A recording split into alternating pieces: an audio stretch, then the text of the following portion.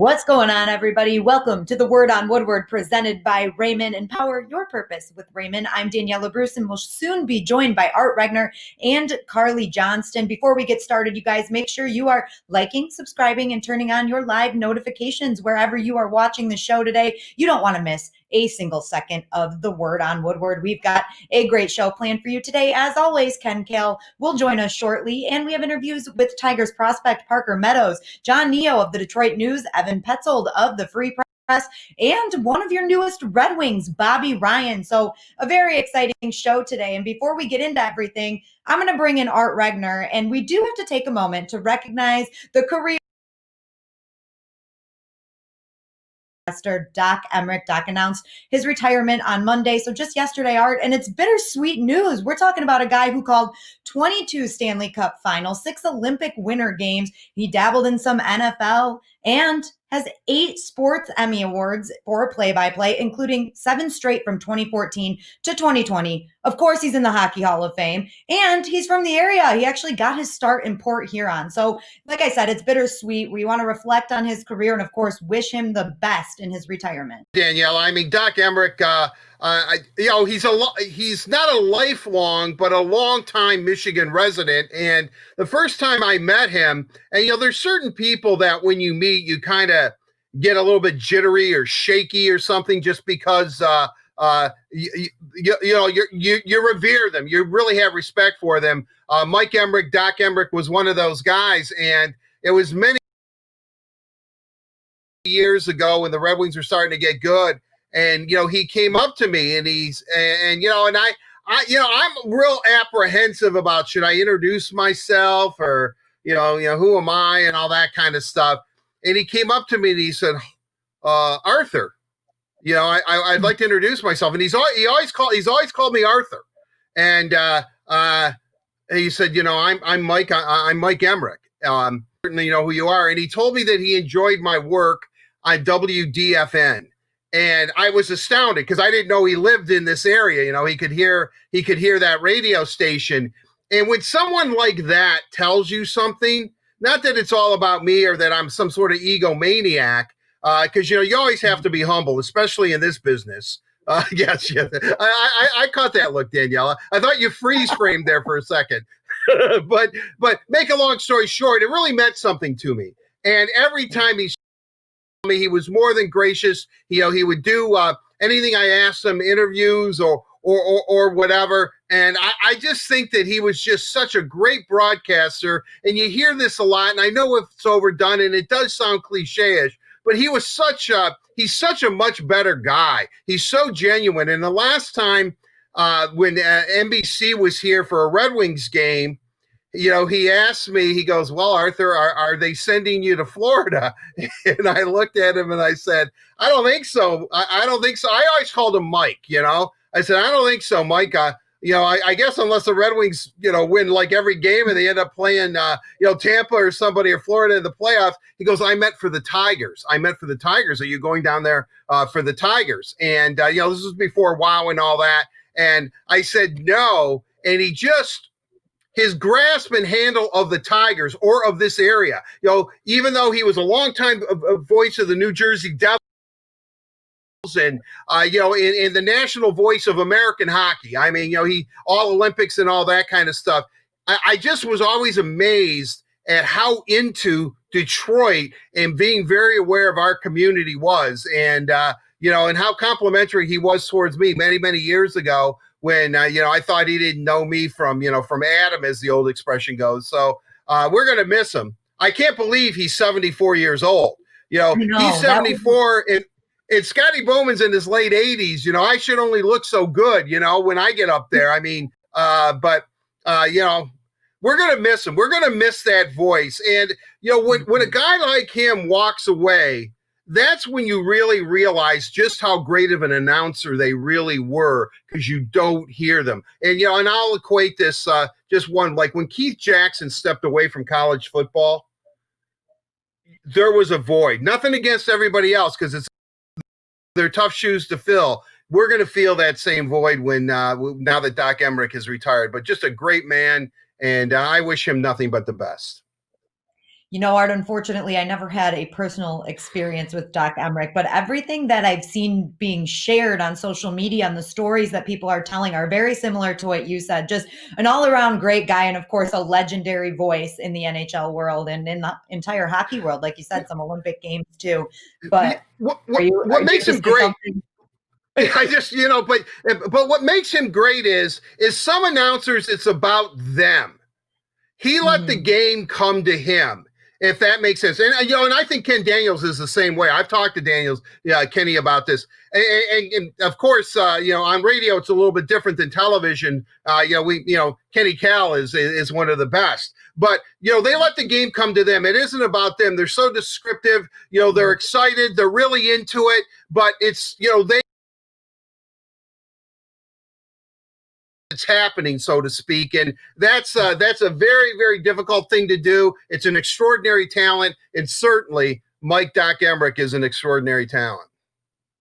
Like you said, Art, his voice will be missed, especially in the hockey world, and we wish him all of the best in his retirement. Now, we are going to get into the Big Three presented by Chevy. And the first topic of the Big Three, Art, it's finally here. We've made it to the home stretch, the World Series, the Dodgers and the Rays. Really, two of the best teams. I don't know if we really ever anticipated that they'd be playing in Texas in the World Series, such a trying season for baseball. But I've got to tell you, I am really amped to see this matchup. Two very different teams. I think it's going to be exciting. I think it will be exciting too. I think the Dodgers are the best team in baseball. And you could say they're the best team money can buy. I mean, I think their payroll is, the gross national product of Montana.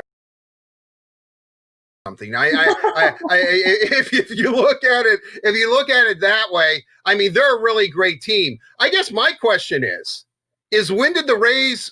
They used to be the Devil Rays. When did they drop the devil part? I mean, especially Devil Rays a mean menacing kind of thing. But and I don't even know what is. Yeah, it really was it a lot? Well, they kind of went back to their old Devil Rays logo. That multicolored blues and a little bit of yellow in there. I really do. We'll get into it, I know, and you bet you didn't know. But the Devil Rays remind me very, very much of the 1968 Detroit Tigers who won, who I think's collective batting average was like 232, but they could hit. They could hit the long ball. And as I said, we'll get into that. So I think this is going to be great. But I'm rooting for the Dodgers, even though I usually root for the American League team, being an American League fan. But as I explained in the last show, I have a little history with the Dodgers. First professional clubhouse I ever went into was the LA Dodgers. Walter Alston was the manager, Maury Wills, Frank Robinson. I think even was Rick Monday on that. Well, anyway, I mean, so I kind of always liked the Dodgers. So I'm looking forward to it.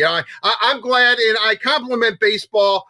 I don't know when we started this show, and we're 54 shows in now, if we thought we would get here, meaning talking about the first game of a World Series. So, compliments to MLB, to the players involved. They kind of stubbed their toe along the way there with some COVID cases. The Cardinals didn't play for the first, month of the season, it seemed like. But eventually everybody got squared away. So it's good to see.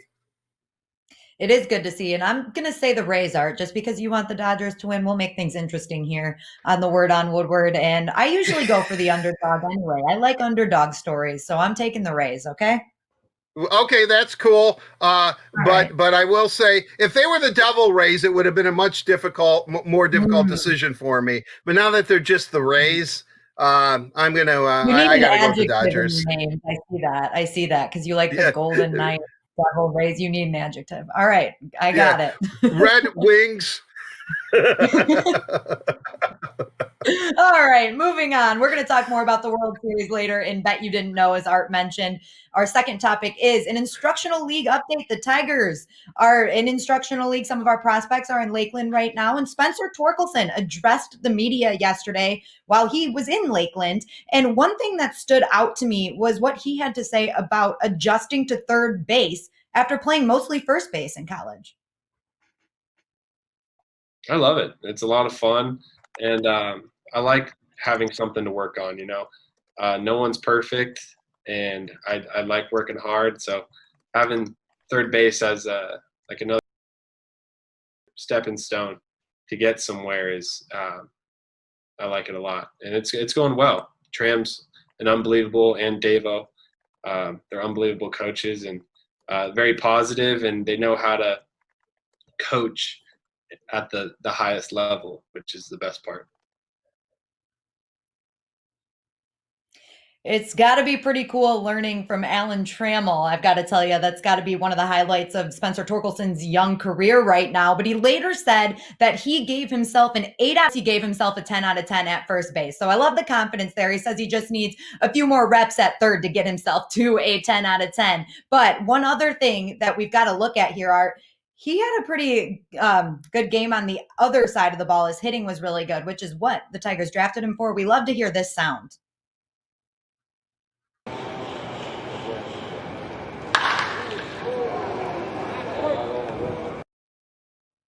Wow.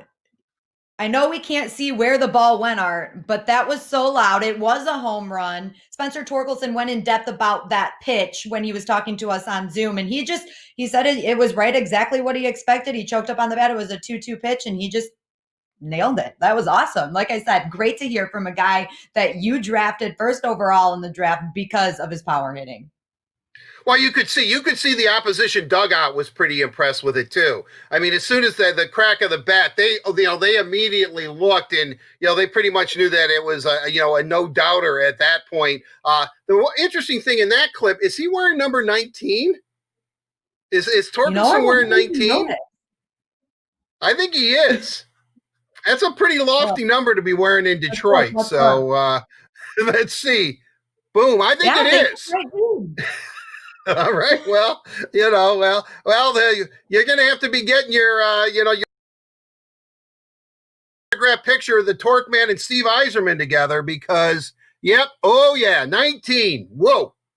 That's a lofty, big expectation number. So that even endears me to the Torque even more, and if he is related to Peter Torkelson or Peter Torque of the Monkees, even so much more. But I'm telling you, number 19, he's crushing the ball. Danielle, how many times have you told me the real good ones, the real special players, what Torkelson has. He knows he has a long way to go. But, again, Torkelson brims with confidence, but he also has a humility about him. That's what superstars are like. Torkelson well on his way, especially with that number 19. That's right. Unleash the torque. We're starting to see it, Art. We're starting to see it. Now we're going to move on to Unleash the torque. Unleash the torque. Final topic of the big three. We talk about a young Tiger coming up. Let's talk about a legendary Tiger and Willie Horton. Willie Horton Day was on Sunday, October 18th, his birthday. And Art, I know you have quite a few Willie Horton stories. You're a big fan. He was a great baseball player. We know that. But really what made him so great was all of the things that he did in the community for Detroit. Willie Horton is a gem. I mean, he's a native Detroiter. I think it was Northwestern High off the top of my head. I'm pretty sure.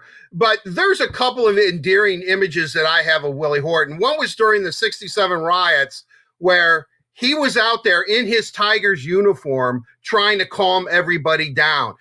It's a legendary photo. I think people have seen it before because he just loved and cared about this community and all of us. I mean, we're all in it together. Just a genuine, humble man. That I really liked is that when the Tigers were in 68, and this is when, there was no video and all that kind of stuff, but they would have like replays, but they were, really kind of, not that all that great. But whenever he would hit a home run, there would be like tiger teeth coming on both screens, like up and down, like, I mean, really, it's not, I mean, back then when you're a little boy, you're like, wow, this is cool. And then he would run around the bases when he would hit his home run, and it would say, Willie the Wonder, Willie the Wonder. And, and I was like, oh, man, Willie the Wonder, man, he's so cool. And, he was big because whenever the Tigers used to have like some sort of rivalry with Sudden Sam McDowell, the Cleveland Indians, a couple of beanball incidents. Let's put it this way. When Willie got upset, it was over. You did, like the Indians were like, oh, whoa.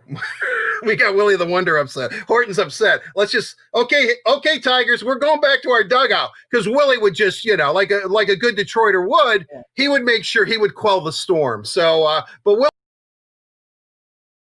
Wonder. I mean, I love Willie the Wonder, but Gates Brown, the Gator, and then Storm and Norman Cash. There were a couple of guys that had really cool nicknames. But whenever he would hit that home run, those tiger teeth would come down on the screen. They'd make a growl, and he'd be rounding the bases, and it'd say Willie the Wonder. And just a great guy. Our good buddy Kevin Allen has written one book with him.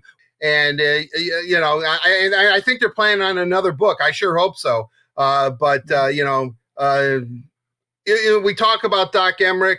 We're so privileged to meet really great people, but good people. And Willie Horton, again, sounding cliche-ish, but, they don't get much better than Willie the Wonder. And, Sunday was Willie Horton Day, as it should be. And every day, here on out in the state of Michigan, there's a proclamation where, his birthday is Willie Horton Day. And like I said, that's the right and proper thing to do. Yes, it is. It's always great to celebrate Willie Horton. That wraps up our big three for today, everybody. A big thank you to Chevy. Chevy cares. That is why Chevy Clean dealers are committed to using enhanced vehicle cleaning measures with CDC-approved cleansers before delivering your vehicle after purchase or service. So when you're ready, you can find new roads with confidence. You guys, we still got a very exciting show planned for you right now. We're going to get to our first guest of the show with the mailbag delivered to you by Little Caesars. And of course, it's Ken Kal, the Red Wings radio play-by-play announcer. Ken, before we get into our mailbag questions, I know that we talked about Doc Emrick retiring, and you had some really nice things to say about Doc on Twitter.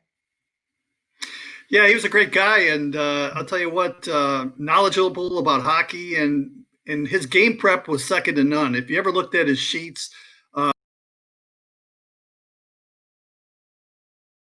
he'd use 25% during the course of the game, but he had like 250% written down on these small sheets of paper. But, really a great guy, great broadcaster. I don't ever remember anybody saying a bad word about him. And what I remember about Doc, too, is that he loved fights. And I remember one time when he was a broadcaster for the New Jersey Devils, they had a tough guy on their team. His name was Christoph Oliva. And he was involved in 9 fights. And they play the Red Wings. And after the morning skate, I'm sitting in one of the dressing rooms, the vacant dressing rooms outside the Red Wing dressing room. And I'm talking with Doc, and we're preparing for the game. And he shows me this piece of paper, and it's listed. It's got all of Oliva's fights this year, all 7 or 8 of them. And, whether he knocked the guy out, how many rights he threw, how many lefts he threw. And he loved a good hockey fight. And, I can go on. I mean, he was a big wrestling fan. He sent me a tongue depressor one time with a foreign, as a foreign object with some blood on it, and we talked about wrestling at morning skates, but just a great guy, and I can't say enough good things about him. And Ken, I took credit for that question, but it actually was one of our mailbag questions today. So I want to shout out Larry from Linden, who did ask that question. Like I said, it's great. Like I said, you gave some very nice thoughts on Twitter. So I wanted to make sure that we got to that one right away. So Larry from Linden, thank you for the question for you, Ken. And this one is Tim from Shelby Township. We're hearing a lot of talk about the Jets shopping Patrik Laine. Any chance that the Wings would be interested? Well, I think any team would be interested, and they would be interested in talking with the general manager of the Winnipeg Jets. But, looking at the organization, and we talked about it in our draft shows, I don't think the Red Wings would be interested right now in Patrik Laine. And I say that because, first of all, he's a very good hockey player. But in order to get him, you'd have to pay him some big bucks because he's relatively young and he's still explosive. So you're going to have to give him a long-term deal. And you're going to probably have to give up either a top draft choice or someone who's a core part of your team in order to get him. And I just think that that's too much at this particular point in Steve Yzerman's career as a general manager with the Detroit Red Wings. He's not signing players to long-term deals. What he wants to do is build up draft choices and not give them away, which he'd probably have to do if they were interested in a Patrik Laine. So, he's a great player. Where he ends up, we don't know. He'd look good in a red and white uniform. I've always liked the way he plays, but I think at this particular point, I don't see him in a Red Wing uniform, and I don't think he'll be there in the future. I'd have to agree with you there, Ken. It seems like it would have to be too big of a deal for the Red Wings at this point in time. Maybe if you got them a few years down the road, I don't know, but right now it doesn't seem like it makes very much sense. Art, let's move on to your question. And this is Susan from Romeo. The shortened season meant postponing the Tigers retiring Lou Whitaker's number, which had me thinking, after Lou, who will be the next Tiger to have his number retired?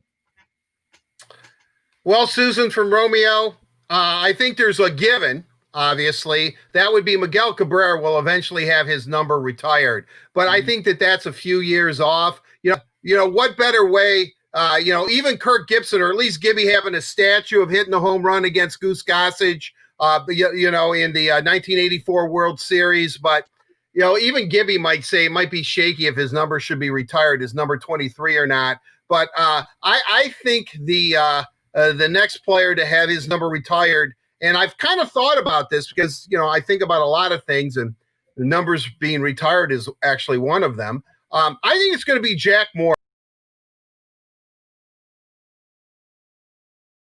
He was the pitcher of the 80s, a great Tiger from almost the moment, he started for the Tigers. He didn't have a real struggle period. Jack was good from day one. He's a Hall of Famer. I think that that Jack Morris, who was the pitcher of the 80s, and even though I know some of his World Series heroics were not done in a Detroit uniform, I think that, his 47 is the next number retired. I mean, I could go on. I mean, I have so many favorite Tigers that I could, Norm Cash's 25. He won the batting title, even though I guess he did it with a cork bat. Very interesting story in Sports Illustrated where he had a story about how you cork a bat. But Storm and Norman, Jimmy Northrup's number 5, Mickey Stanley 24, and we know. Heck, Mickey Lolich. I mean, I was really borderline Mickey Lolich in number 29 because that's what Scooby wears now. Because Mickey Lolich is one of the best left-handed pitchers of all time. I mean, rubber arm, a lot of strikeouts. I mean, there's a lot of candidates that can have their number retired. But when I look at it and I look at their body of work and what they did in the Detroit uniform, I would think that maybe Jack Morris might be the next one. I'd be actually interested because I know Ken Kal is a huge Tigers. Ken, who do you think that would be? Well, I think you're right with Cabrera, and it's an obvious choice. If I had to pick a Tiger that I would like to see his number retired, it would be Bill Freehan. And I'll tell you why. Well, that's a good one. He was the best catcher in the American League for, I want to say, 12, 13 years in a row. He was a perennial all-star for 8, 9 times straight, and the best catcher out of any catcher in the American League, maybe even in the National League as well. He was a local product. He played ball at University of Michigan.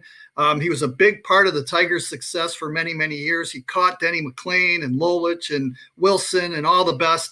I would really like to see that number 11 be retired. But I agree with you, Art. I think Cabrera is a right choice. And I also believe that, down the road, probably there'll be other Tigers, maybe hopefully from the past, that'll be retired as well. But we just have to wait and see. The sad part is you can't retire everybody's number. To see so many players have their number retired. But then within a couple of years, we'll be having 200s on people's backs, and it's hard enough for me as an announcer to understand, double digits as opposed to 3 of them. So we'll just have to wait and see.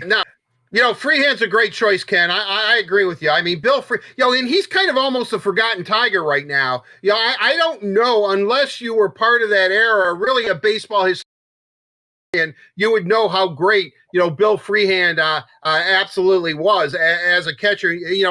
He was in every All-Star game. Obviously, the photo of the '68 World Series in St. Louis. Him and Lolich embracing. Really, that's a really, really good choice. And real quick, I would like to mention this. I like what the Toronto Maple Leafs do.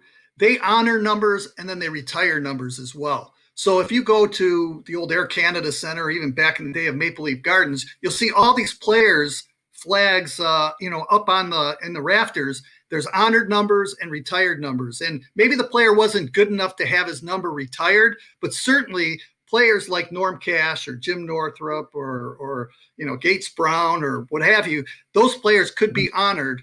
And the same could be said with the Red Wings too. You can honor so many great players, but only specific players their numbers would be retired. I like that, Ken. Definitely something that really all teams in Detroit should look at, because I feel like there's a lot of players that could deserve to have their numbers retired. Now, moving on real quick, I'll say this too regarding honored numbers. Like, we all love the grind line, right?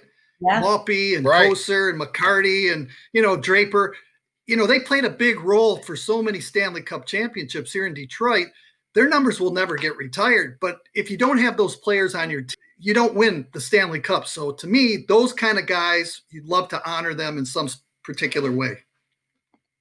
Definitely. Maybe you could honor it like with the grind line or something and their numbers underneath, kind of maybe, I don't know, not retire the grind line name, but that's a great idea, Ken. I mean, especially the Red Wings. I mean, the Red Wings have had some really, the Tigers too. I mean, these are charter members of their leagues. I mean, they've had a lot of great players. The one thing, though, I do like about Detroit, as opposed to some of the other teams, is that they don't retire many numbers. The Detroit franchises, I guess, unless you're the Pistons. I mean, the Pistons, before we know it, John Mengelt's going to get his number retired by them.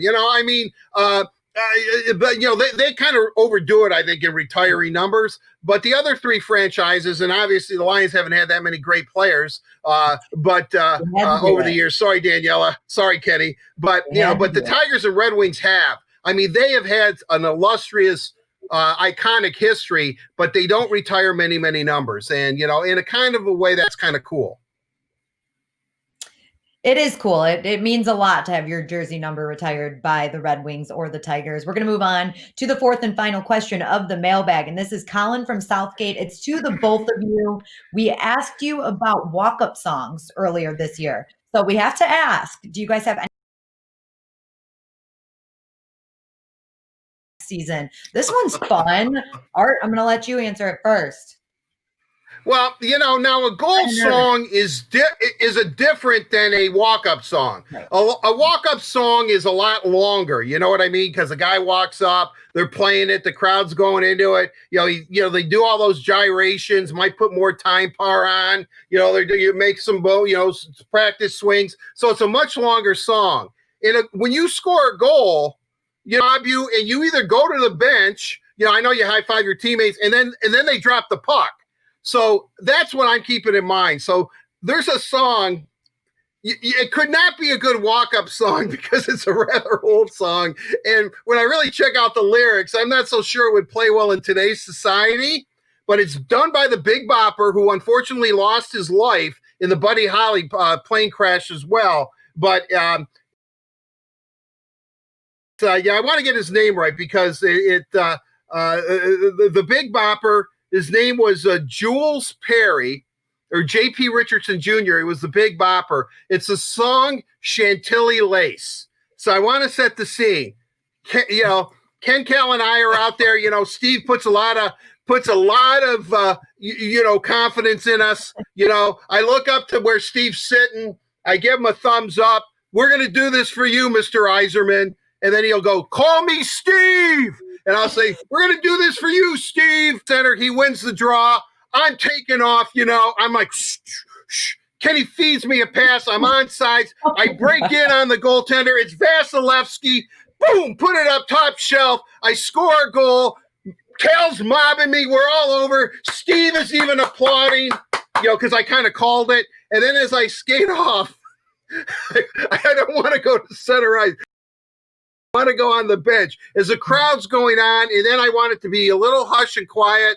And I just love the end of Chantilly Lace, where it goes, "Ooh, baby, that's what I like." Boom, just like that. I think it would be hilarious. I think even Vasilevsky would get a chuckle out of it. I don't know. I mean, it's a pretty old song. I don't know, Danielle, if you've ever heard it before. Ken, I know you know what I'm talking about, the Big Bopper Chantilly Lace.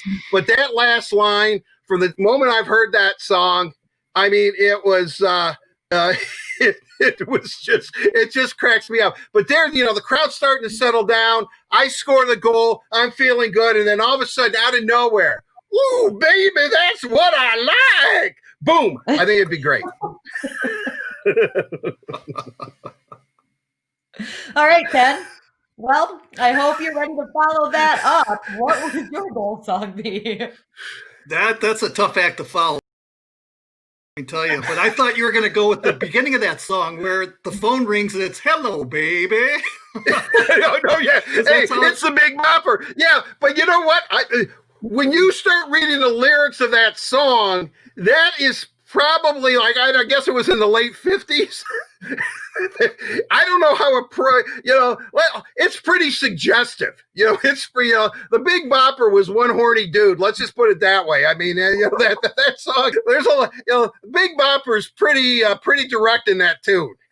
All right, Art. Let Ken pick his song, would you? Well, you know what? I'm really not in tune to all what the younger people are listening in today's world, and I guess I go back because of my age to some of the older songs. But, I think back when Brendan Shanahan used to score and they played the Irish Jig, I thought that was so neat for a player, after he scored the goal and the fans really got into it. There won't be just a goal song. Maybe it'll be a goal song for everybody on the team. So instead of like in baseball, you have a walk-up song for everybody coming to the plate. Maybe Bertuzzi has a goal song when he scores, or Mantha, or Hronik or whatever. Maybe that's the way to go. But I always like polkas, and I think the beer barrel polka after anybody scores would get everybody in the mood and everybody rolling out the barrel and having a ton of fun, and that would be great. Back in the day, when I used to go watch games at Olympia in the 70s, and Lance Luce actually plays this a little bit at the end of the periods on the organ. One of the best organ players, I think, in the world, Lance Luce. But anyway, there was an old Indian folk song called Red Wing. And, it went something like da da da da da da da da da da. And after Mickey would score a goal, they'd play that song, or whenever the Red Wings would score, Henry Boucher, Dion, they'd play that song, and the crowd kind of liked it. So maybe they go back to that. I don't know. But also, one of my favorite songs, and I know Art loves it, he always used to play it when we used to have our round table, was Red Wings, My Red Wings. And you got to love that one. Oh, there's no doubt. The legendary tune sung by Larry Santos, written by Dan Yessian. I mean, there's nothing better than Red Wings, My Red Wings. Feel the rush of the wind. It's a power play again. Hey, there's fire on the ice tonight. They're ready to win. I mean, those lyrics are golden. Those are golden lyrics. Red Wings, My Red Wings. Catchy tune, power too. Driving, Amenheim. What? Pardon me?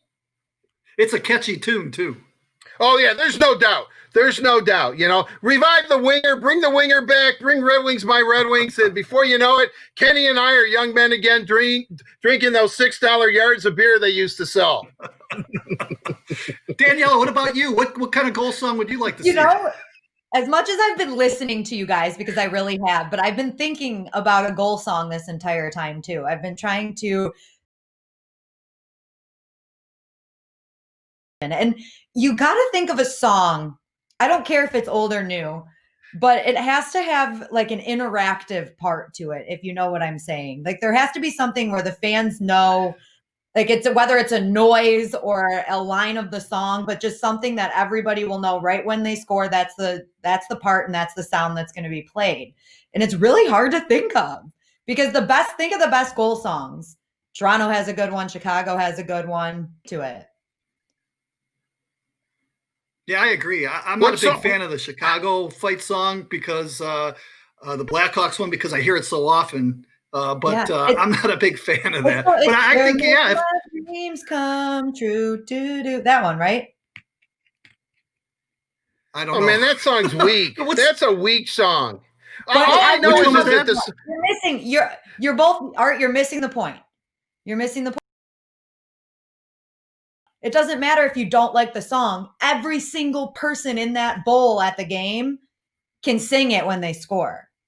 and they go Well, crazy. see, I kind of misinterpreted this question. I thought it was when, if we scored a goal, what would our song be? Much like a walk-up song, they're all individual. Now, I will say this, and I know that Ken knows this as well. The Montreal Canadiens have that song. You know what I mean? I don't know what it is, but I will tell you, they're ringing up 12 goals or 10 goals on the Red Wings at the, at the Forum or whatever it's called now. And I've been in that building many times.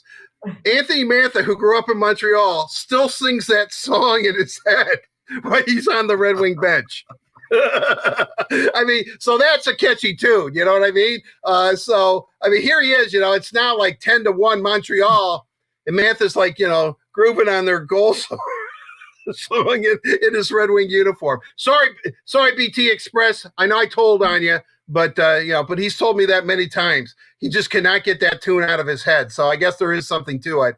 I mean, I don't know. I mean, I'm going to go with Ken then. If that's what you want, whenever they score a goal, it has to be Red Wings, my Red Wings. I was just looking at it's Toronto who's "You Make My Dreams Come True." Yeah, the song I was singing. Yeah, and I think it's a good one. The crowd gets into it, and that's like the kind of song that you need. That it sticks. I'm sorry, man. I know we're getting ragged by the crew and everybody thinking that Ken and I are, stepping back into the 16th century or something. No, we're actually all disagreeing. So it's typical. But I'm telling you, you know what I mean? I think if you were to play the Big Bopper, if you were to play that last line, I think that would get a reaction from the crowd. And, I just think so. Ken's right. The polka, nothing beats a good polka. You got Brendan Shanahan and his Irish jig. Wait. If I were going to do that, I would do the theme song from Zorba the Greek or something. There's a variety of different ways you can go. It just dawned on me. And there's a group of people that are gonna love me for this, and then there's a group of people that are gonna hate me for this. But the Ric Flair woo, that really got warm at Little Caesars. I wanted to write a song that involves the Ric Flair woo. You know what's amazing really about annoying. that? No, let me tell you something about that. Whenever they play that in arena, the woo, and everyone starts wooing for the next 20 minutes, I tell you, hour after the game, post-game show is done, I'm going into the parking structure, and I hear Red Wing fans just going, woo, woo. And it's like, they must go home and go to bed, and before they go to bed and say their prayers, they're going, woo. I do think that there's a subset of society of people who say, woo, you know what I mean? Because you hear that everywhere. I mean, woo is now some sort of, I don't even know if the Oxford Dictionary has put a definition in of it yet, if it's really an official word or not. But and you know how is it Lake Superior State that every year always does like the most overused word of the year, or a new word. I forget what it is. You know how they do that every year? Woo should be the word. I mean, woo is everywhere. And I know people like it. And you know why? Because it's not really a word and anybody can do it. Exactly. Woo! Exactly. I say woo. I say woo on the theme song, on the Word on Woodward theme song. Yeah, you did. Yes, you have a spot where you actually. This is the last thing I'm going to say when we wrap this, because this started the show today. Art said there's a spot in our Word on Woodward theme song where woo sounds great, and he just kept going woo, woo. Yeah, so I mean, it's right on a beat, and I go woo. Oh yeah. All right. On that note, we are done with the mailbag for today. Ken, thank you as always. And a big thank you to Little Caesars for delivering the mailbag to us. Ready, pepperoni, cheeser. You get a large pizza topped with classic pepperoni, fresh mozzarella, and a toasted Parmesan and Asiago cheese crust for just $7. Try our no-contact pizza portal or delivery from Little Caesars. Well, hey, I mean, if you guys have an idea for a goal song, maybe you should put that in the comments, tweet it, use the hashtag Word on Woodward. I'm curious now because that sparked some ideas for me. So I'm curious to see what all of you guys think. We've still got interviews with John Neo Detroit News, Evan Petzold of the Free Press, and later Art will catch up with our newest Red Wing, Bobby Ryan. Right now, Carley is with one of our Tigers prospects. That's right. It's time for Catching Up with Carley, presented by Meyer. And today I am pleased to be joined by West Michigan Whitecaps center fielder Parker Meadows. How's it going, Parker? Going great. It's nice to meet you, and I'm excited to talk a little bit. Yes, nice to meet you too. Pleasure's all mine. So we can see the palm trees for the Tigers instructional camp. What is your day-to-day looking like right now? Unfortunately, it's raining right now. The palm trees are a little wet. We got rained out of a game today, but back at it again tomorrow. Nice. Okay, so camp's going well. What are you focusing your work on the most? Do you feel like not having a season was detrimental to the growth of you and your teammates? I mean, what are you really focusing on right now during this instructional camp? Right now I'm just focusing on, reps and routine because, obviously without a season, we didn't get a lot of that. So I think coming here, is really helping me prepare for spring training and next season. So yeah, I'm excited to be here. Awesome. And I know you're with some of your teammates from the Whitecaps, but you're also with a lot of other people, other players that are with Toledo and wherever. It's been really cool to see all the guys in the organization and get to know them and how they play.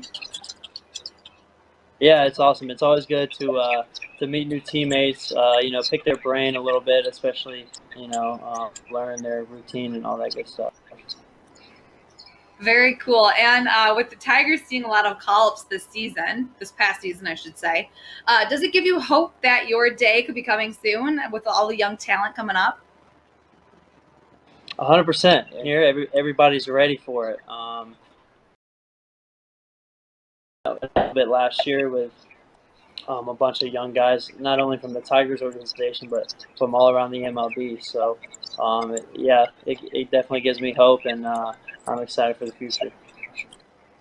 Absolutely. An exciting time for your family right now, too. Let's talk about that. Your brother, Austin Meadows, who's an outfielder for the Tampa Bay Rays. We know he's headed to the World Series. Yes. Baseball for the first time. I think that's something you think about is the World Series, and his team making it all the way to the World Series is a pretty crazy experience, and to be able to see him on TV, it's crazy. That's amazing. And did he get you into playing baseball as a kid, or what got you started? Yeah, he's obviously the older brother, so being the younger brother, I kind of wanted to do everything he did. So I think it started out with soccer, and then I think I got injured. I think I bit a hole in my tongue or something, but then I stuck with the baseball route. I think that was a safer route for me to go. Oh, yeah. Biting a hole in my tongue would definitely do it for me. Grew it back, though. I think we're good. Yeah, thankfully. Glad to hear you have a full tongue. But is it nice having your brother in the big leagues to give you pointers and help you with not just your physical, but your mental game as well? 100%. Yeah. We're kind of laid back. Baseball's not always the talk between us. It's either golf or fishing or whatever. But obviously, right now is a big moment for him. So let's talk a little bit about what you did in your off season that would not have been your off season. Were you able to enjoy your summer that you don't usually get to?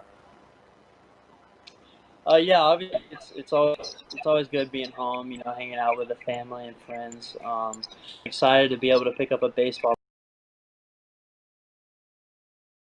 game and get going with the Tigers. So, before Toledo, I was fishing and playing some golf.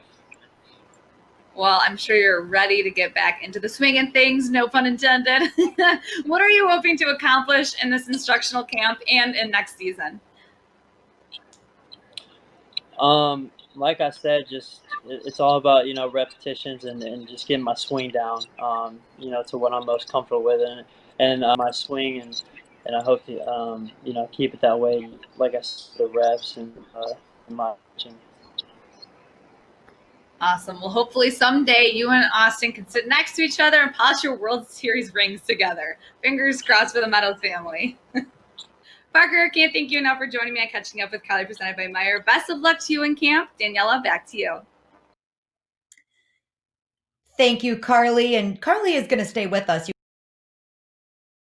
because it's time for Bet You Didn't Know, presented by PointsBet Sportsbook, an official gaming partner of the Detroit Tigers. And today we're talking World Series, you guys. This World Series matchup is unlike any other, with the LA Dodgers from the NL West and the AL East champion, the Tampa Bay Rays, meeting deep in the heart of Texas. Both teams won their division this year, but that is about the extent of their similarities. The Dodgers have the second highest payroll in baseball, spending big money, with three former Rays have spent almost a third less on their payroll and only had a single All-Star last year.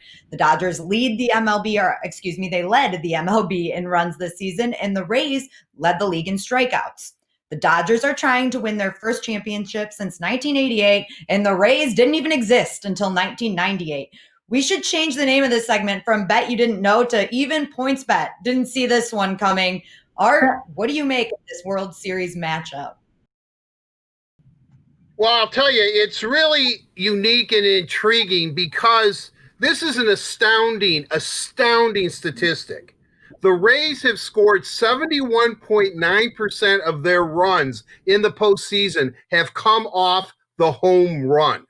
The home run. Now, to put that in perspective, this season, in the 60-game season, 42% of all their runs came via the home run. So this team is absolutely mashing the ball.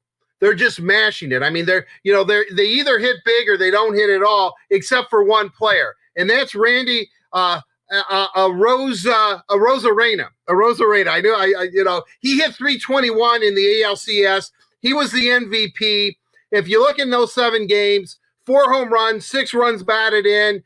He had 9 hits. The rest of the team combined hit a paltry 183. So he has been the most consistent player, and also the guy who is hitting for average. He has literally carried the team. And but then again, if you also look at it, another thing that's interesting about the Rays is that their manager, Kevin Cash, has used 14 different positional players in the ALCS. Only 2 players have started. That is actually a brilliant move because it keeps the opposition. You don't know what lineup you're going to face. It all comes down to pitching. Is it going to be lefties? Is it going to be righties? Are they switch hitters? It really kind of plays havoc with the other manager and what they're able to do. So as long as the Rays pitch well, play defense, and continue to hit the ball and mash the ball, and Rosarena can continue to hit and carry his team and keep LA guessing, the Tampa Rays have a really, really good shot at this. I alluded to earlier, the 1968 Tigers,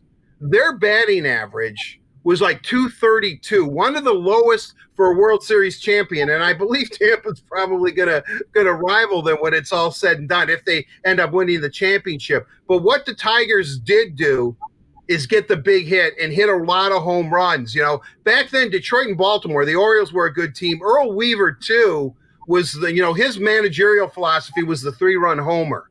So there's certain teams that look at it and play small ball and National League ball and grind out runs. The 68 Tigers, the Orioles back then, they weren't those kind of teams. And Tampa is kind of cut in the mold of those teams right now. Very low average, but they hit home runs. And if you hit home runs, they obviously swing momentum.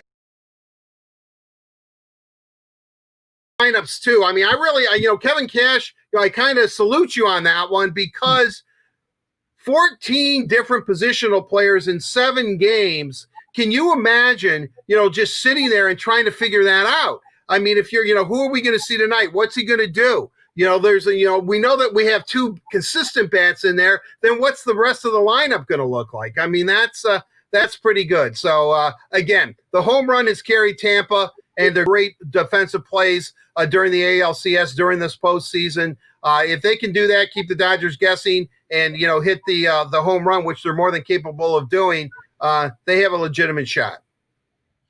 All right, Carley, the World Series begins tonight. The Tampa Bay Rays and the LA Dodgers. What do you notice about the series? Okay, well, the first thing I want to say is how weird that it's Tampa and LA. We know that the Lightning won the Stanley Cup and the Lakers won the NBA title. So it's weird to see the same team squaring off for yet another championship. Not fair. Share the wealth. But anyway, this led me to another coincidence involving championships with Charlie Morton of the Rays. Last week, the 38-year-old pitched a gem in Game 7 against his former team in the Astros to lead Tampa to the World Series, as we know. It was his fourth Game 7 win in his career, including Game 7 of the 2017 World Series. How cool is that? So look out for him in a Game 7 matchup. Time might be a flat circle, but Charlie Morton always seems to come up big when it counts. It's the kind of guy you need on your team. But Daniella, is anything jumping out to you about this series? Anything specific? Yeah, well, you mentioned the history, Carly. So let's take a look back at the last time the Rays made the World Series, which was in 2008. They were built by the young general manager in the league with Andrew Friedman. Friedman, his teams made the postseason 3 more times before he left to become the president of the LA Dodgers. So in more recent history, the Dodgers are in the World Series for the 3rd time in 4 years. So we'll see if they can finally win it all. PointsBet has the Dodgers as the favorites in the series. But of course, to win, you need an X factor. Art, who is your World Series X factor? Or should I say what? Well, I will say this. First of all, Randy Arozarena has to keep hitting. But that isn't so much an X factor. That's a must factor. He definitely has to continue hitting. So with that said, I am going to go to a guy who has some sort of connection to Matthew Stafford. His name is Clayton Kershaw. He's a 3-time Cy Young winner. Even though in the postseason, Clayton Kershaw has not actually performed up to his standards, but he is an excellent pitcher. He's left-handed, and I understand he knows Matthew Stafford. With that said, he has had some back issues, which during the season, he had to, miss a couple of starts, and last week he couldn't start either. So he's starting Game 1 tonight. If he can start tonight and his back holds up, because he is an excellent pitcher, I think he's going to exercise those tests for himself. He will start this game. I think he'll start Game 5, and then he'll be available to go in the bullpen if it's a 7-game. If it's a 7-game series. Now, if Clayton Kershaw's back acts up, and I think Matthew Stafford has had some back issues, so maybe Matthew can, maybe give him a few tips, because I understand they know each other. But with that said, I would think that, Daniella, I just do this for you. You know that, right? I mean, Carley is always just a receptive audience. She rolls with the punches. I know that this, for some reason, I know, because Matthew Stafford and Clayton Kershaw know each other. They went to high school together or something, right? One was a pitcher. I guess that would be Kershaw. One was a catcher. They were a battery. They're buddies, I guess. I don't know. I just found this out, 12 years ago. And I hear about it constantly. But with that said, look for look for Walter Buehler to start tonight if Kershaw can't go. Now, if you're a Dodgers fan, even though Buehler's going to start, not Ferris Bueller, but Buehler's going to start, that still makes Kershaw available if his back can come together. And let's face it, it's a World Series. He's going to try. He could start Game 3, and if it goes to a Game 7. So really, believe he's an excellent pitcher. He has a huge resume. He's one of the best left-handers, perhaps of all time. Might be up there. And in Dodger history, when you start talking about, you're in the same breath as Sandy Koufax, and Clayton Kershaw is in that company, then you're a hell of a pitcher. So I think if his back can hold up, and I think his back is actually the X factor, and you have to know that Matthew Stafford's been on the phone to Clayton Kershaw saying, I have some back issues too. And it was like, oh wow, I didn't know that. Wow, and so yeah, you've had some back issues. Yeah, I even had some back surgery. Wow, that's interesting. Boom, there you go. So I think a friendship is going to be formed between those two. If it hasn't already. Yeah. Great, Art. That was great. Yeah, I do. That was for you. That was that. I am sure that a newborn infant just born minutes ago in one of our area hospitals knows that there's a connection between Matthew Stafford and Clayton Kershaw, even though they're seconds old, because that's just what we do here in Detroit. You know, that we talk about Clayton Kershaw, you got to bring up Matthew Stafford, right? You just have to. Yep, and vice versa every time. Right, that's all exactly right.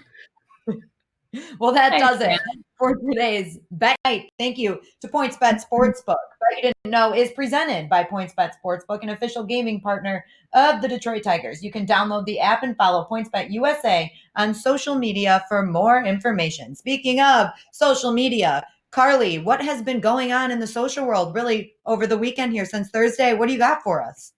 So I know we were just talking baseball and a little bit of football and the connections they have there, but not about the Tigers. So I'm going to talk about the Tigers. Hey, Daniella. It's okay. Oh, that was good. So the Tigers tweeted this awesome graphic, a little bit of a jersey crossover, if you will. So we saw a Lions player in a Tigers football jersey, and then we see a Tigers player in a Lions jersey. Some really cool alternate unis, not for sale, not real, a little bit of Photoshop action, but how cool would it be if that's with them flipping their jerseys? And then moving on to Red Wings news, Dave Coulier posted this. I'll just give you that. Well, there you have it. The Hockey Shack is finished. I once heard in some famous movie, if you build it, they will come. Wouldn't that be great, huh? Well, let's take a look inside. Now we just need some ice. My beer is getting warm. Are you wearing pants? We're supposed to. You love to see it. Joey Koser, Larry Murphy, Dave Coulier, Three's a Company, and maybe I would like to be invited there. We can watch some hockey there sometime soon. But guys, make sure you are sending in your questions. We'll answer them later on in the show, and check out my Twitter. I asked, as we heard Daniella, Art, and Ken talking earlier about the Red Wings goal song. I want to know what you guys think would be a good goal song. So head on over to my Twitter and Instagram, send your questions and your goal song recommendations. Yeah, Carley, make sure you have a pick as a goal song for later in the show, because I'm going to reveal what I think my pick would be. I was a little nervous to say it earlier with Art and Ken because they won't even know the song. So when I have you to back me up, maybe I'll reveal it. Okay, so you have to have a pick as well. All right, guys, we are going to move on. We've got a lot coming up in the show still. We'll talk to Evan Petzold of the Detroit Free Press, and then later Art will talk to Bobby Ryan for the headliner. But right now we are going to get into downtown Hockeytown, presented by Labatt Blue Light, and today's guest is John Neo. He is joining us from the Detroit News. John, thank you so much for taking the time to join us today. Thanks for having me.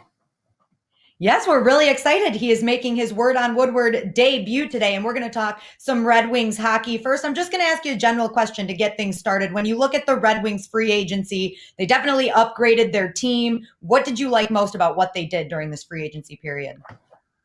That they added a bunch of players. Honestly, I mean, look, that's what had to happen, right? Because whatever excuses you want to make for last year's team, and injuries certainly played a role. They knew they couldn't come back with that same group this next season. Even if you think playoff contention is still another year or two off. So adding a handful of guys, 6 guys really, if you add them all up, it's going to need some name tags maybe in the locker room and training camp, whenever that is. But it's a different look for that team, and I think that was needed coming into this season. John, it's great having you on, and I'm going to go off script a little bit. I know that this is a Red Wing discussion, but let's pretend that we're at Little Caesars Arena. We're at a morning skate, and I see you for the first time. I am going to come up to you and ask you a specific question about a specific team. What do you think that question would be? Would have to be something that had to do with Jim Harbaugh and whether or not he will ever beat Ohio State or Michigan. That's just a guess. Am I right? Well, you know what? You're right. You're right. You're hot on the trail. I would ask you, is Joe Milton the real deal? Oh, okay. Well, there you go. That goes hand in hand. I don't know. We're going to find out soon enough, right? Right. He's the guy. You know, I mean, I've never seen a player that can throw a football accurately on a dime. I mean, that kid's arm is incredible. That's what we're hearing. That's what we're hearing. And the problem is they talk about he can throw 70 yards off his knees. But, you know, in college football, if you're on one knee, you're down. So it's not going to work. So they're going to need to do something better than that. But I think there's some explosive potential there. Wrote about it today, actually. I think Michigan's actually set up better than most teams heading into what is going to be a bizarre season where if you can just finish the season, I think you've done something. And I think Michigan's pretty well set up there. Beautiful. Thank you, John. Thank you for answering that question. Anything for now you, let me ask you a Red Wing question. How impressed have you been with Steve Yzerman's job as general manager, considering he's pretty much almost reshaped this team and is far from being done in less than a year's time? No, and look, you and I covered him as a player and knew what he was all about in terms – I mean, he's a pretty cold, calculating guy, and you knew he would come in, he would spend that first year sort of observing, but I thought he did more in terms of moves and player acquisitions and trades and waivers than I expected that first year. I thought he would be a little more hands-off and just see what he had, but I think he saw what he had right away and knew he needed to do some things and take – advantage of some opportunities that he saw. So he did that. And then, coming into this offseason, look, this was going to be a huge offseason, whatever you want to call it, for this organization. They knew the draft. They had 10 picks going in. They ended up with, 12? So that's a huge influx of talent.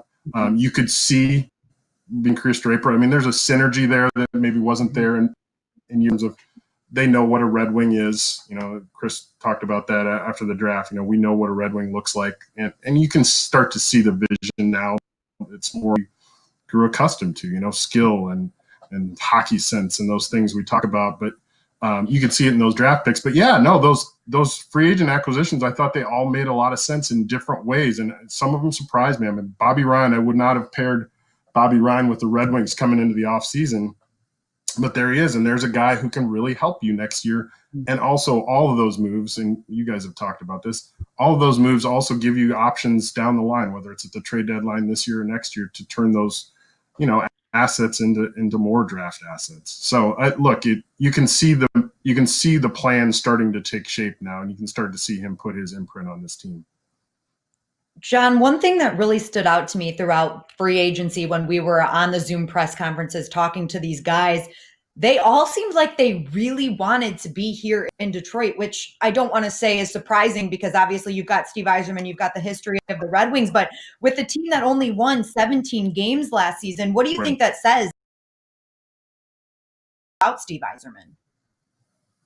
No, look, and it's going to pay dividend. It pays dividends now this offseason, but imagine, maybe 2 years from now when you're trying to land some of those top free agents. They're not going after them this summer. They didn't go after them last summer. Probably won't even next summer, especially with all the uncertainty coming in. This is going to be a weird season coming up, and even a weird off season next summer with the CBA and everything else. But in those last years after that last Cup win here in Detroit, and Ken Holland talked about it. Just needed to land one or two players, whether it was, Whitney or Getzlaff or one of those guys, and they never came here. And that kept them maybe from extending that Stanley Cup sort of window that they kept talking about. So, I think it makes – and you know what else makes a difference too, though, that I thought was important? Bobby Ryan, who I think you guys are having on. I thought it was important that he called Dylan Larkin, after, when he was thinking about where he wanted to end up this summer. Or this fall, and wanted to know, look, what's the room like? What's, you get young guys all in. And I thought that was important, and that was unsolicited. I thought that too. You can kind of get a sense of the guys that they're bringing in, but also of the guys that are here, the core that's, that's you're counting on, build this next generation of playoff teams. John, instead of saying this summer, this fall, this spring, I've now resorted to this upcoming season. Right. That's why I'm going to have to be used to that. Right. Yeah, this upcoming season. I mean, that's what I've gone to. What I find really interesting about this Red Wing team is that how you know where they're at because they're more than willing to take their top prospects, and the ones that are playing in Sweden, especially the ones in Sweden, they're going to be in Sweden the whole year. I mean, they just want them to play right now. I mean, we know that the Red Wings are still far enough away, and out of everybody and then trading them for assets. I mean, it's a perfect blueprint, but the development of players, I really think that sending them to Europe, if they can get out of this country, is definitely the way to go, because Lord only knows what the NHL is going to look like this upcoming season.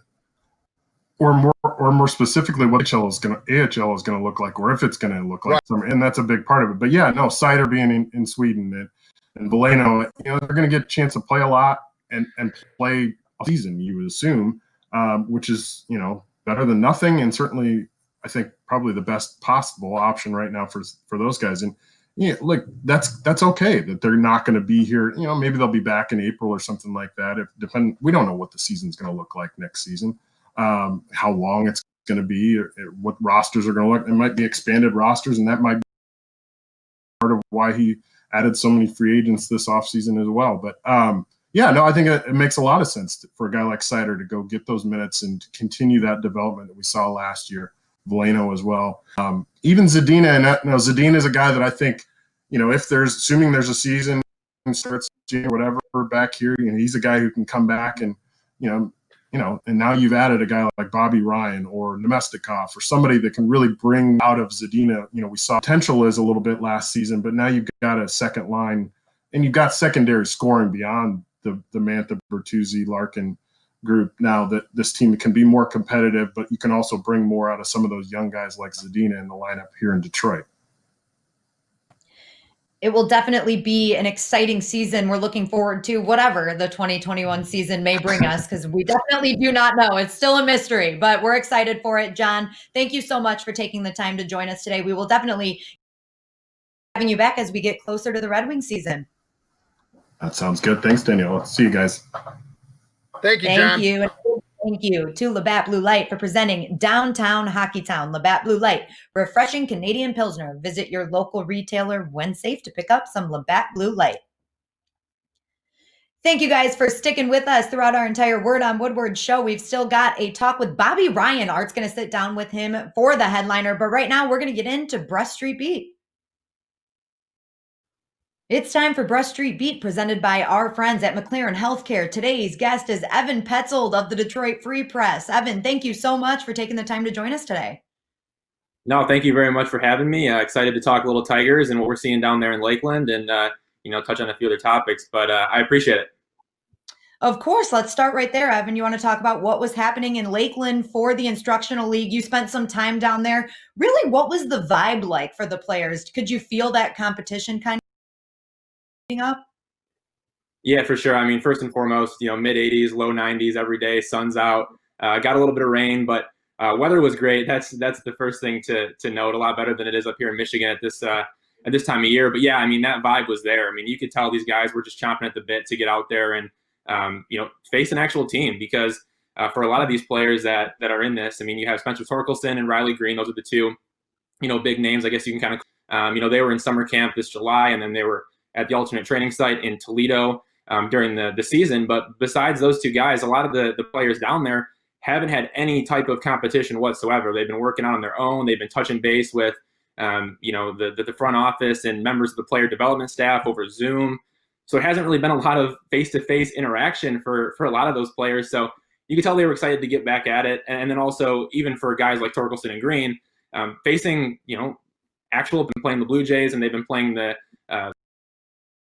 Pirates down there. So to get a chance to face live pitching and kind of be able to test where you're at in the stage of your development against other players, I think that's been really helpful for them. So you could definitely tell, though, there's that vibe of just pure competition and getting back to that, because for all those guys, they haven't been in a competitive game since March. So it was a big deal for them. Yeah, I know that they're competitors, and obviously they want to play. But I am kind of curious, and I know it's a small sample size, but nonetheless a sample size. I mean, were you impressed when you saw Green and Torkelson and think, wow, yeah, these guys are first round picks? I mean, was there something about them that stood out? Oh yeah, no, for sure. I mean, you got to remember too, the level that they're going up against is kind of the same level that they're at right now in their development, right? So you're looking at guys that are in single A and rookie ball. That's the type of level they're playing against. No 40-man players, 40-man roster players in against guys that are at that same point in their development. So it's not like they're facing big league pitchers. That's the first thing to remember and to keep in mind. But yeah, I mean, you can tell that they are first round picks, and they definitely do stand out among players, of their similar caliber, right? So that's a positive sign. They stay in the same hotel. They ride to the ballpark every day. They're becoming good friends. Since Torkelson was drafted in June, they've grown really close, bonded in summer camp and at the alternate site in Toledo there in August. You can just tell the approach at the plate is so much more advanced than a lot of those guys down there. And, a player like Gage Workman drafted in the 4th round, he's been a surprise. I think he's able to, have some of those instincts at shortstop that you like to see. And then obviously battling in at bats is good too. But the focus point really needs to be on, Green and Torkelson, what they're able to do. Torkelson, if he's not getting hits, he's drawing walks. That's a good sign. Shows he has knowledge for the strike zone, even at this level.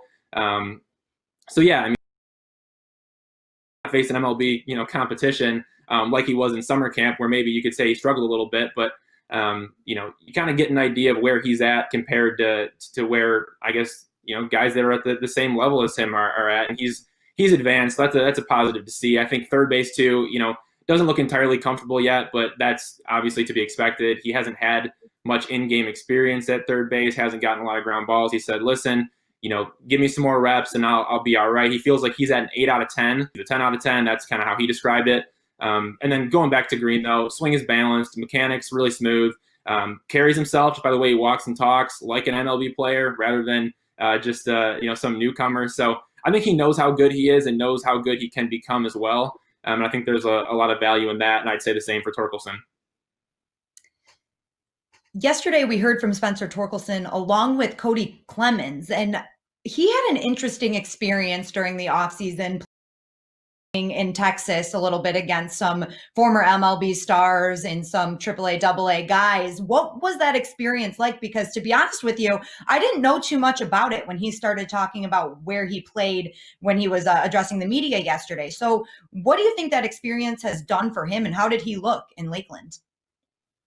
Well, it just gives them, added reps, right? Because you're not getting that if you're just sitting at home and going through drills and workouts. You look at different guys that were drafted this year, just, to throw those out as an example. I mean, Trey Cruz and Gage Workman and Daniel Cabrera, Colt Keith, those were, some of the draft picks there that weren't at the alternate site or in summer camp. And like I said before, they were just doing Zoom calls and working out on their own and trying to, do their best to just, stay fit and keep in shape and try to develop in their own way. But Cody Clemens goes and he plays indie ball in Texas, and he's getting reps. He's getting at-bats. And I think that just being able to get those at-bats is huge. You're basically, instead of losing what is essentially a summer of in-game development, you're getting that back by doing that.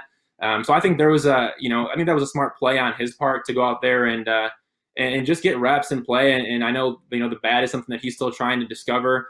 He looks pretty good in Instructional League. He did a good job of beating the shift a couple times. I think that's something that he's focusing on a little bit more, is just being able to be more versatile with his bat and, kind of allow that defensively as well. Just more sound in general, looks more confident. So I think this could be a big year for him. And then in the minors, if we do see a minor league season, is to keep an eye on him. I think there's something there. And obviously with the name that he has, it just kind of seems like, he's destined to make it up at some point. So. Yeah, I what was it? Wasn't his father? I mean, what was it? The Constellation Energy League, and wasn't his dad like the manager of the team? A bunch of Texans just getting together and decided to form their own baseball league for a while. I mean, where did these players come from? Do we know anything about it? Were these just guys that they just recruited off the street? I mean, where it was a legitimate league, right? Right, Evan?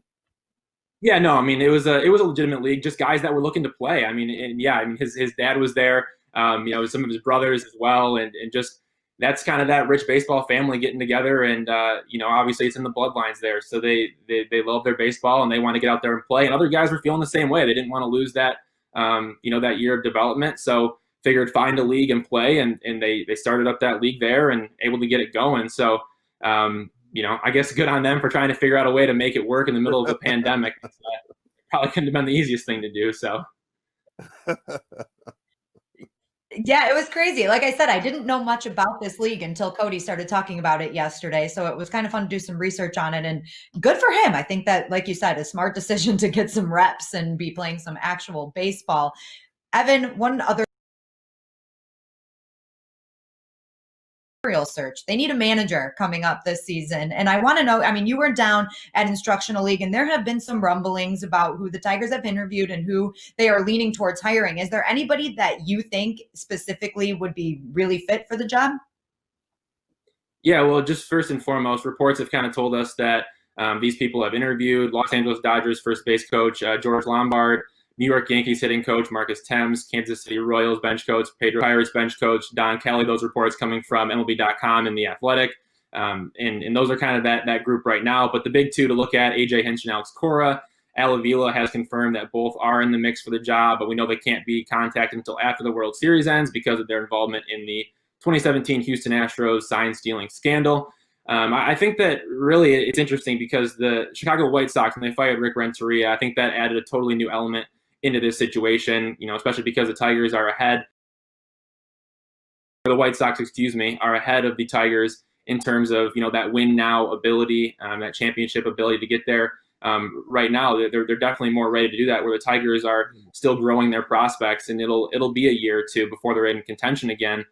So I think it might make, sense for Cora maybe to go to the Red Sox, and the White Sox might get the first pick over the Tigers. And does that mean that Hinch goes to the White Sox? Maybe. I mean, that's a lot of speculation. But I think if Avila was playing, he might now be left without them. If the White Sox and the Red Sox each take one, there's a lot of a lot of stuff up in the air right now, especially because those guys, you can't speak to them yet until the World Series is over. But I think AJ Hinch makes sense. I mean, he's a guy who's been involved in player development. He's been involved in the minor leagues. He's, been involved as a manager, and he's won a World Series. And I think that's kind of the big thing that you want there. Avila has made it clear that he wants someone with, coaching or managerial experience. So most of his candidates are obviously going to fit that mold. But he also said it's important to be able to communicate with the player development department, the analytical department, and the front office, and have that combined conversation. I think that's so important in today's game. I think if you have a manager that's a blend of young and old and can really mix different personalities, that's key as well. It seems like AJ Hinch is kind of that personality and that person just based on his past of what he's been able to do as he climbed the ladder as a coach. But if not, I mean, I like Marcus Thames. I think he did a really good job in New York, working with some of their hitters there. Don Kelly, you don't get promoted 4 times in 4 years for no reason. And obviously he has the connections to the Tigers, and George Lombard's well respected with the Dodgers right now. Freddie Gonzalez, even if you wanted to throw somebody a bone and try to say, hey, come on board for 2 or 3 years and we'll see what happens after that. I think he's an option there. He's the bench coach for the Baltimore Orioles right now.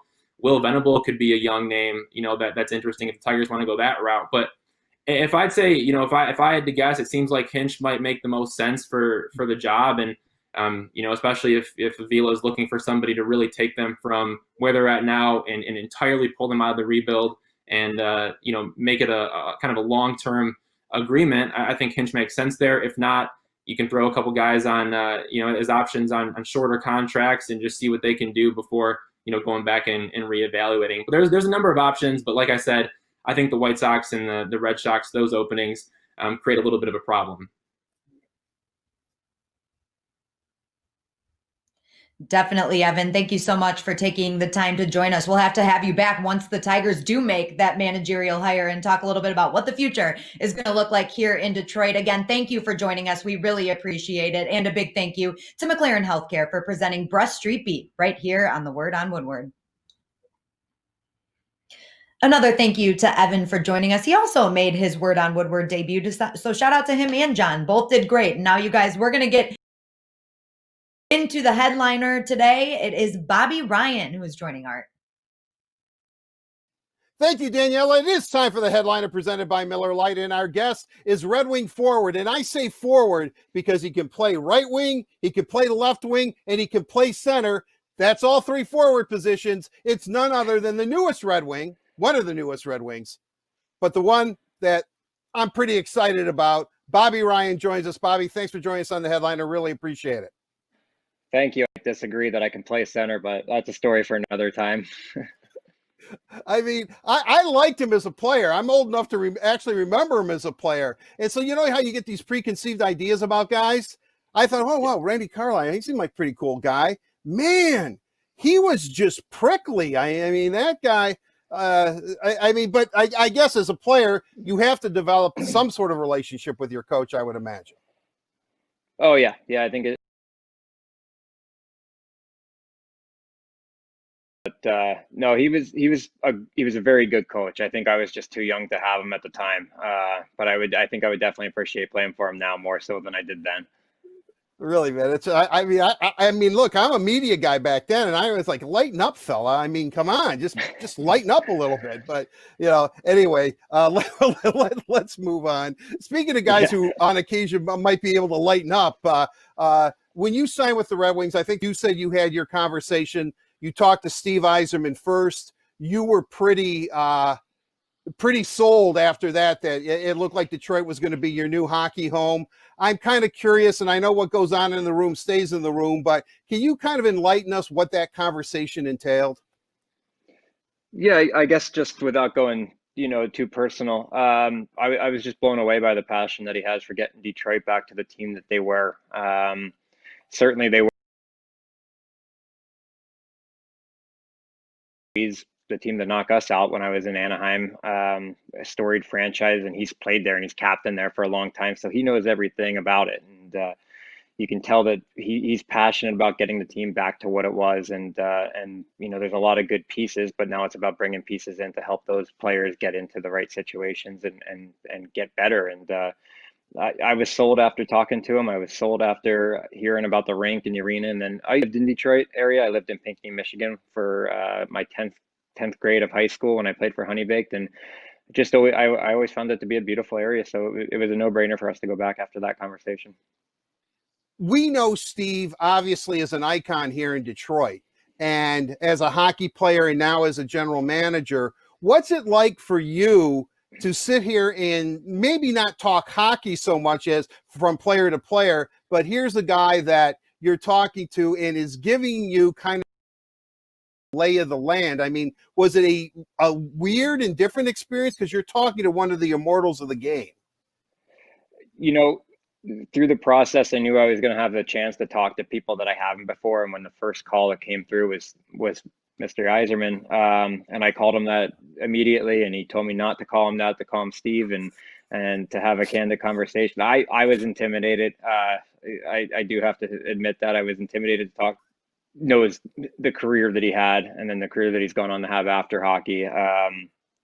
He's won at every level and everything he's done. And even though the cup's still there, his blueprints were all over that Tampa Bay team and built a lot of that team. So you know that he's just a guy that knows the game. But then to talk outside of that was a very incredible experience, and I think that obviously weighed a lot on my decision. Just the fact that I got into such a comfortable rhythm chatting with him. It was fun to pick his brain on things and to hear things about hockey and then life outside of hockey in the Detroit area. A very, very surreal experience for me.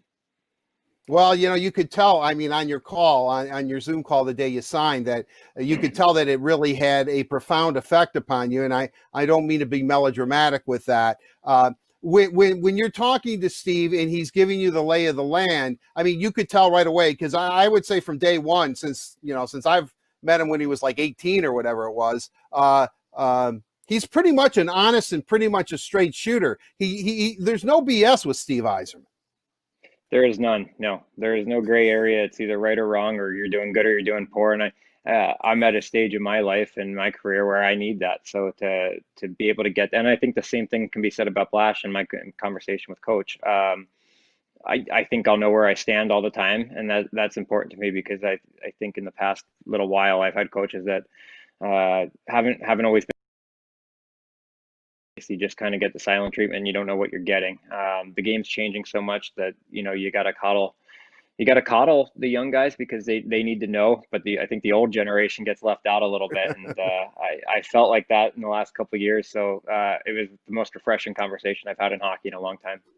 Now, maybe I read too much into it, but it really seemed too that you wanted to make sure, regardless of what the Red Wings record was, and we all know they only won 17 games last year, but you wanted to make sure the guys were competitive, that they competed hard, whether they were winning or losing. Was there a feeling out process that you wanted to kind of know what you were getting yourself into?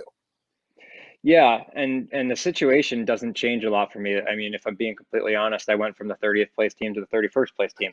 So not a drop off, but a drop off of one place, but a substantial drop off in what I accumulative points last year. That I wanted to know if those guys gave up, if they continued to work, and I didn't get that sense. Every time I played them, I thought, man, that team can fly. But I think anybody within the organization will admit it was a tough year. They changed things on the fly that didn't work, and they just got into a rut that you can't get out of. I've been on that. I've seen that. I've been part of it. It's not fun. So not only did I not get the sense that was the issue, but those guys, everybody I talked to just reaffirmed it, and it seemed like they did a good job handling it through the latter part of the year, coming to the rink every day to get better and to get working towards maybe not this year, but years down the road. Excuse me.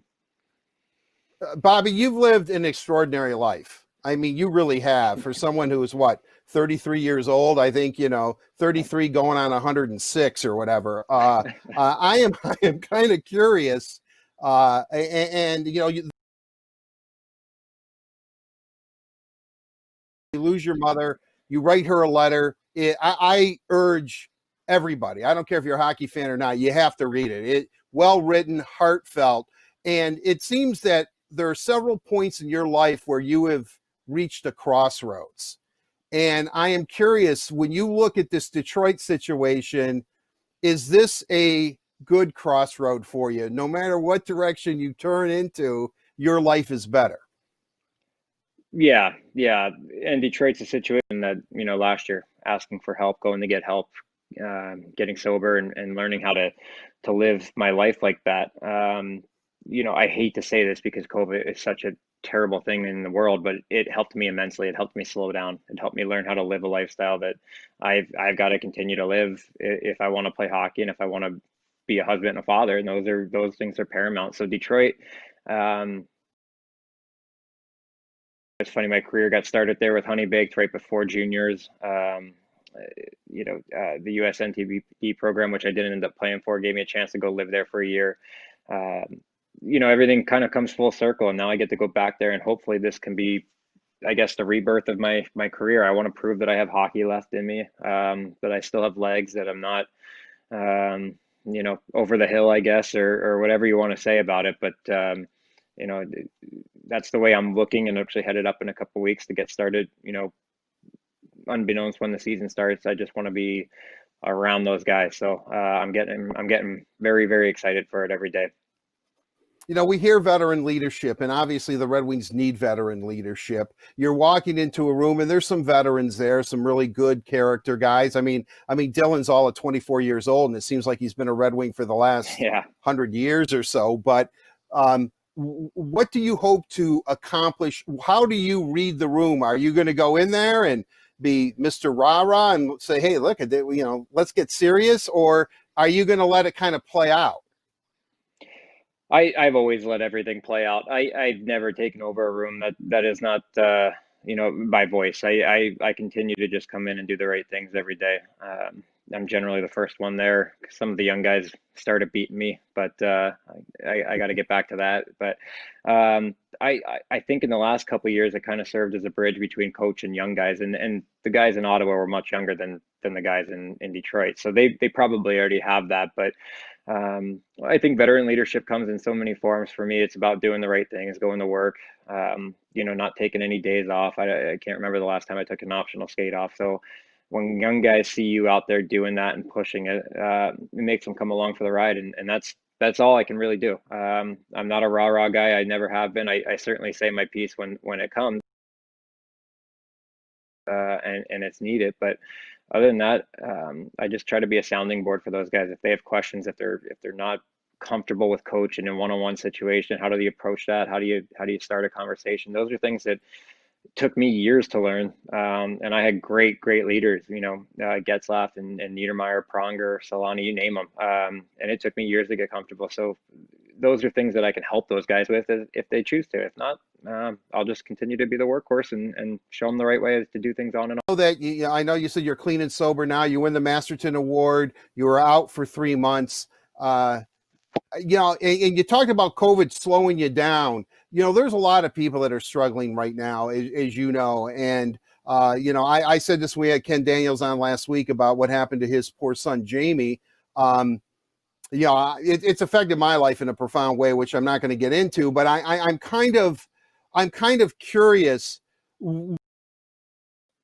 Made you stop? What made you want to seek help? Because I think people hearing it from you really goes a long way.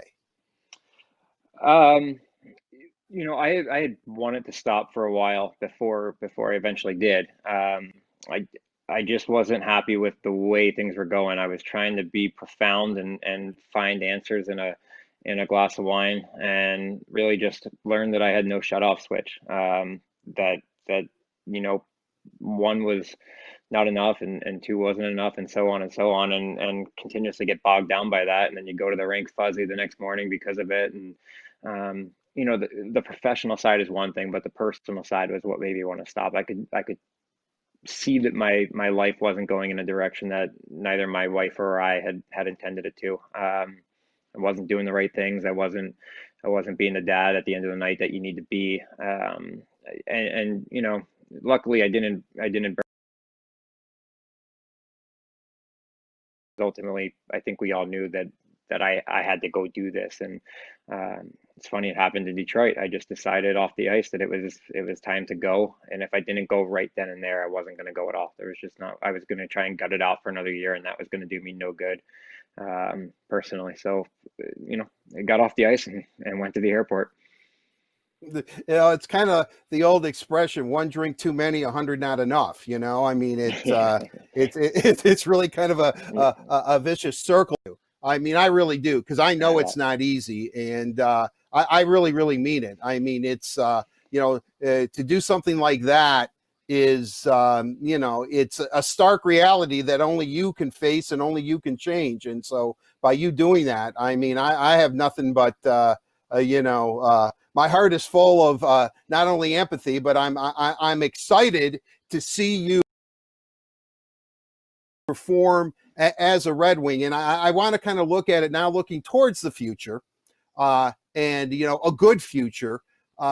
How do you see it playing out in your mind? I mean, I think that if things go well, you could be a Red Wing for a while here. I mean, they need players like you. Or I mean, I'm kind of curious. So this opportunity, I know I asked you the crossroads question earlier, but it seems to me that you're familiar with this area, that this is going to work.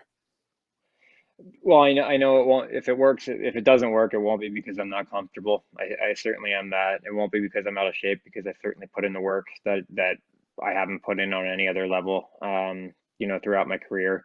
I think I mentioned I was down 10 pounds. I got a skating coach, things that I've always skated, but not the way I have this year. I'm very excited about that. The one thing I will say is that I tried not, for the first time, have expectations. My goal, I guess, and the overall hockey side of things is to be consistent, to play my way into the top 6 wherever they start me. I'm going to be comfortable with, but to work and be a contributor offensively. I realize the days of 30 goals are probably behind me, but I can still shoot the puck. I can still get into areas where I know that some of those playmakers that are there are going to be able to find me. So I want to be consistent. I want to get back to the player I was in the power play before. Last year was just a horrific year there for me, so I could never get comfortable. And then go from there. If at any point Steve and I sit down and he decides that he wants to extend it or whatever, then I'll cross those bridges when they come. But for now, get there November 1st, get to work, hopefully be ready for camp whenever that may be, and have a very consistent, productive year. Your guess is as good as mine as when that's going to be. I'm out of the prediction business. I used to really be into it, but not after this. 2020 is kind of put the brakes on everything, I think. But I just want to say this to you. I'm really happy for you. I'm glad you're a Red Wing. I'm glad you're going to be wearing the wing wheel. I'm glad you're in the red and white. I'm really psyched. I'm stoked about it. And I just think that you're just going to go out and you know what? You're a player and you're going to go out and play. And that's the best thing, because when you're out there playing, it's something. And so I wish you nothing but the best. And thank you for joining us on the Headliner, Bobby. I really appreciate it. It's been my pleasure. Thank you, Art. I really appreciate it. Looking forward to meeting you in person. Yeah, definitely. Well, don't worry, you can't miss me. But I'm pretty loud too. So that'll do it for this edition of the Headliner, brought to you by Miller Lite. Miller Lite, the original light beer, only 96 calories. It's delicious. It is available for delivery. Daniella, back to you. Thank you, Art, and thank you, Bobby. As Art alluded to in that interview, we're all really excited to have Bobby Ryan in Detroit and wearing that Detroit Red Wings jersey. Now we're going to get into Let's Socialize, presented by AAA. And of course, we're going to bring in Carley for this one. Carley, what do you have for us today? Well, first of all, I want to start this Let's Socialize by giving a shout out to some of our loyal podcast listeners all the way in Ireland. We were checking out, kind of the map of who is where.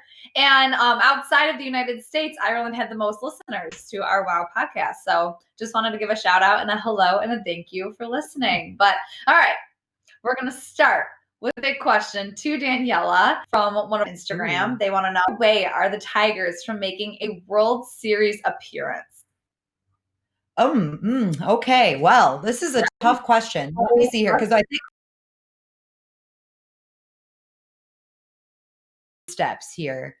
The Tigers had one of the worst seasons last season, not this shortened season, but then of course they did the shortened season. They're going to be a little bit behind in development because of it, I would believe, and we don't know exactly what the next few seasons are going to look like. Well, I should say just the next season. Minor League Baseball will be in question too. I am thinking the Tigers are obviously on the right track. We know that they are going to be way better. They were way better in this 60-game season than they were last year, and I think they're going to be even better. But I would say I'm going to say it's going to be 3 seasons. Well, 2 seasons. So then on the third one will be when they make the playoffs. So I'm going to let you guys decide, like, when does that mean that they'll make the World Series? I don't know. I really can't predict that. But I think that's like a really big leap from where the team is right now. And we need to take baby steps. We need to get into the playoffs before we're talking about World Series. They need to be playing competitive baseball. So I'm going to say in seasons, they're going to make the playoffs. Could they make it in that season? I guess they could, but I'm not going to guarantee that, or I'm not even going to predict when they're actually going to make the World Series. But 2 more seasons, then that third season, they're going to be in the playoffs. Love it. No, it's hard when you're looking at a rebuild to kind of get that and get that time, because, we were dead last season. And I know it's hard. That's a hard question. Excuse me. Let me interject something here, okay? First of all, Riley Green's going to be a superstar. Torkelson's going to be a superstar. Arthur Mize is going to be a superstar.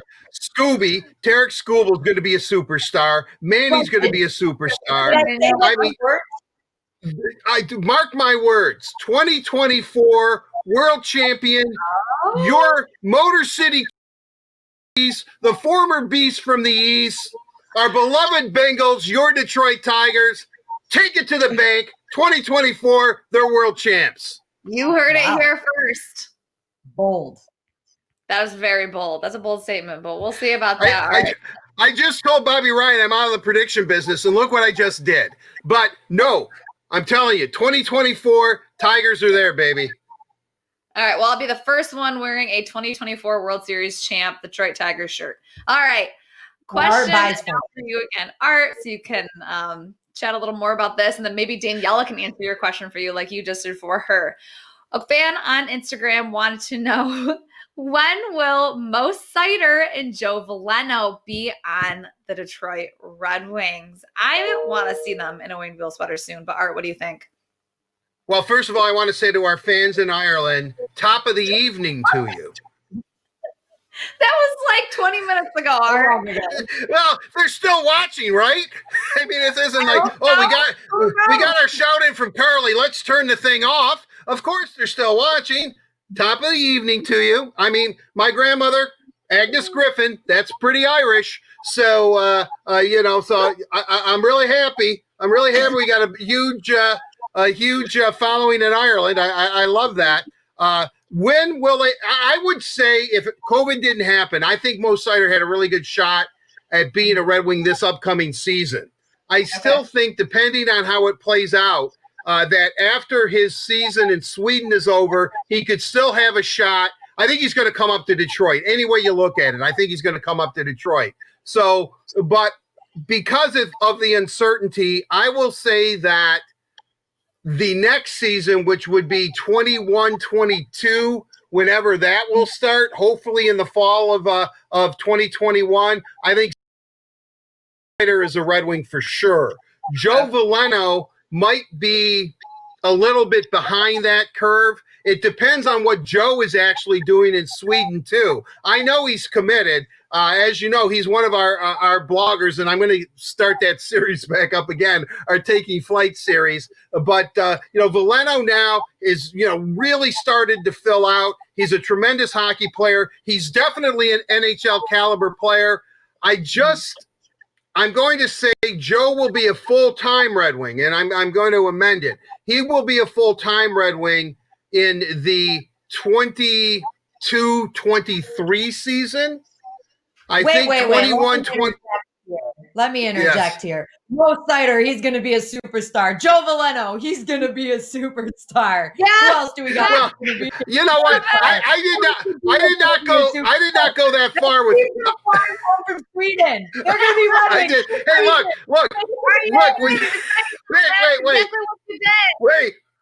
Wait. You think you're using my own enthusiasm and my words against me, but you are not, Daniella Bruce. You are not.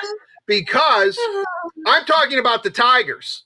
And the Tigers are a little bit older than the Red Wing prospects. These guys are drafted at 18. They have them and they coddle them. I think the Tigers are closer, except for Riley Green, who was in high school last year. Was thinking about, wow, should I get a boutonniere for my tux for prom? I don't know. Oh, isn't she supposed to get me a boutonniere? He's thinking about stuff like that. But the other guys are a little older. They're thinking all baseball. So I do think 2024 is a magic year for the Tigers. I really do. The Red Wings are going to take a little bit longer because they're younger. They're younger prospects. So Veleno, I think is going to be a very, very good borderline elite player. I think Sider is an elite player. I'm going to go by what Steve Yzerman said about Lucas Rehmann, that we think he has the potential to be an elite forward in this league. Steve, as you could just tell from Bobby Ryan, there's no BS about Steve Yzerman. It's black or white. You're either doing well or you're doing poorly. So when he said that about Lucas Rehmann, notice. I mean, they have a nice little cadre of players. I think Big Tony, the BT Express, is going to be signed long term. I think Tyler's going to work out a deal. I know his arbitration hearings this coming Sunday. Dylan, unless Steve really wants to throw us a curveball, is the next captain for sure. So they have a nice nucleus there. But I still think there's a couple of positions, goaltender being one of them. Nothing against our buddy Johnny Bernier and Thomas Grice. Welcome to the club. But they still have a little further way to go than the Tigers. So whether the Red Wings are going to win the Stanley Cup again, I'm amending the question again. I would think that they're probably, I'm going to say 2027 for the Red Wings when they will be hoisting Lord Stanley's Cup again. But up until that time, we're going to see a lot of good and exciting hockey, and we're going to see a nice progression. We're going to see some playoffs. We're going to see, we're going to see the Stanley Cup Finals against Detroit, Colorado. I mean, I'd love to see that. Colorado will be ascending down the chain, and the Red Wings are just going to bop them in the mouth. on their way back up. I still don't like Colorado. Are you done? I like the Leafs. I like the Leafs better than Colorado. I like the Leafs better than Colorado. And so you can tell a Colorado book. Why are we talking about Colorado? What? Just that's who the Red Wings are going to play in the Stanley Cup final. And beat in how many games? They're going to sweep them. Okay, They're going to sweep them. They're going to sweep them. Larkin's going to be holding that cup up. And you know what? Dylan, because he's a little, Dylan's kind of a, he knows how the show goes. Dylan's a little understated, but I guarantee you on the game, when he picks up that cup for the first time, he's going to blacken out a tooth just to look like Steve. I don't know. I think you might be the first one to hoist that Stanley Cup with this team. But moving on to our third topic of Let's Socialize. So as you know, I tweeted out, I should say, the word on the Woodward crew. I put way too many does in that sentence. Crew is discussing goal songs. What should the Red Wings goal song be? And so we got a few good ones. Art, I can't remember what yours was. Daniella, you tweeted a new one, but here are some of the tweets we got. We got Anything But Nickelback from Brockman. I don't know why people on Nickelback so much, but to each their own. David Bowden said Forward Down the Field. And then there was another one that I just took too long talking to see. But Daniella, you had a new one that you wanted. Oh, here it is. Oh, Riley Brass, All the Small Things. That would be pretty good. And Jump by Jimmy V. Jump. That would get the people going. But Danielle, you had one in mind that you thought was a little off the beaten path, but you thought it would be a good one. I'm going to preface this with I know Pete, our boss, is listening, and he has put me in the penalty box quite a few times for my song suggestions in Arena. But Pete, hear me out, okay? Go listen to this song. You might know it. I don't know. I might be doubting you. Probably. But Pete's was Sweet Escape by Gwen Stefani and Akon. Because don't look at me like that, Art. Don't. You didn't even let me explain. That song? You didn't even let me explain. Okay, go ahead, Daniela. The floor is yours. Thank you. That was no very nice. Look normal. He can't. Right. Anyway. So the song isn't great, but I was talking about it earlier, how you need to get something that the crowd can be interactive with and that they can recognize right away. And that song has, I don't even want to do this because I can't sing at all, but the do it. That part. Yeah. That part is, you don't even know the song. Are you okay, Daniela? Should we call 911? Are you having an episode? What the heck was that? What was I couldn't even remember your suggestion. What was it? Who, mine? Yeah. Mine?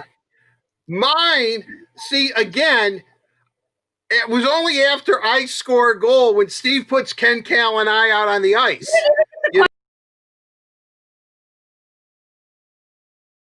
The goal scoring song, because Cal brought it up. Brendan Shanahan, they played the Irish jig for him. Certain players had a song when they scored. Obviously, Steve did not. Steve. Steve did not have a song, nor did he want a song. But they played the Irish jig for Brendan, who liked it. I mean, it wasn't his idea, but he always said he liked it.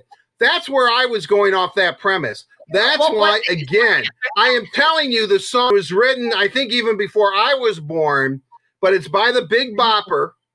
And the thing that cracks me, well, you should read the lyrics, and the Big Bopper had a lot going on in his life.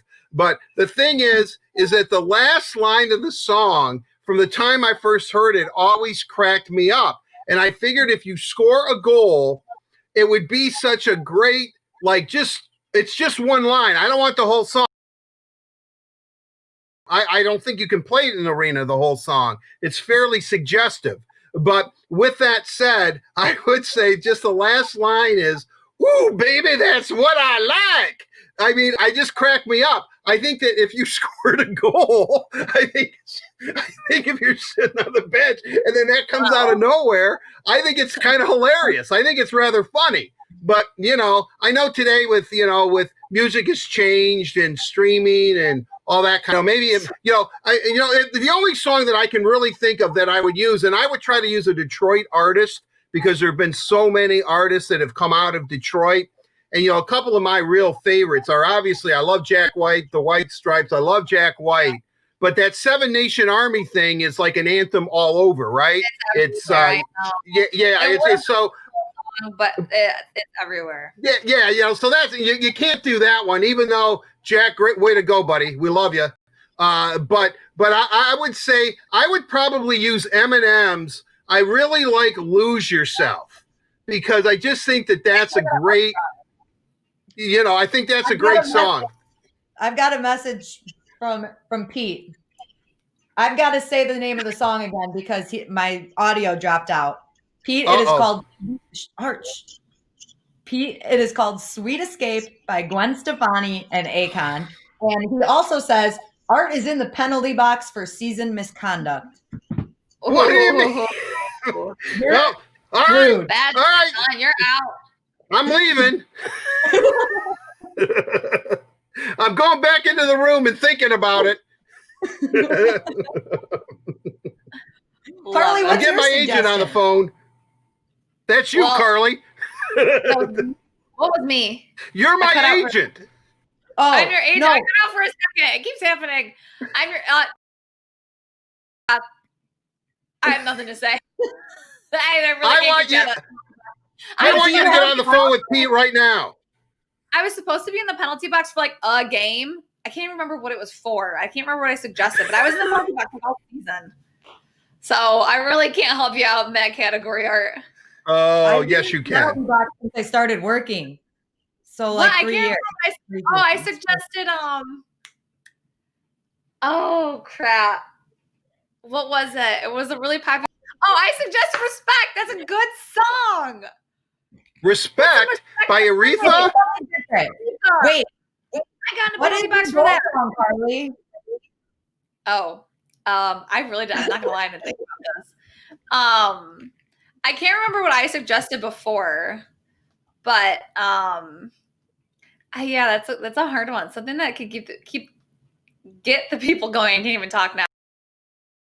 Well, what's that one song with Kanye and Jay-Z where they're like, it has a very appropriate name, but yes, I think I know what you're talking about.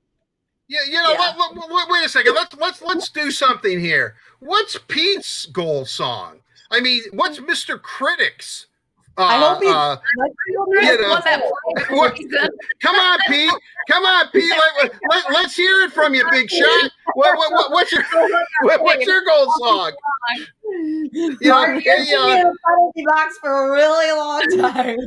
You're not out of that one. Hey, this is my last show. I can feel it. No, I'm just saying it. I'm just saying it. What? I mean, I'm just kind of curious. What's Pete's song? I mean, what's this? I've known Pete a long time. I think Pete's what do I? That's a tough one. It would have to be. You know what? It would be an old Kinks song, the well-dressed man about town or something like that. Because one thing about Pete Scorich, he is definitely one of the best dressed people you're ever going to see. I mean, his color combinations are great. And I'm not sucking up to him. I really mean that. You're still in the penalty box. What did you say? That's what Oh. yeah, sure. You're the best dressed person. What's Pete? Oh. Come on, someone on this call help me out. We don't know. Pete. What is it? What is it, Carly? I can't remember. Yellow. It's yellow. ELO. That's Pete's favorite ELO. ELO.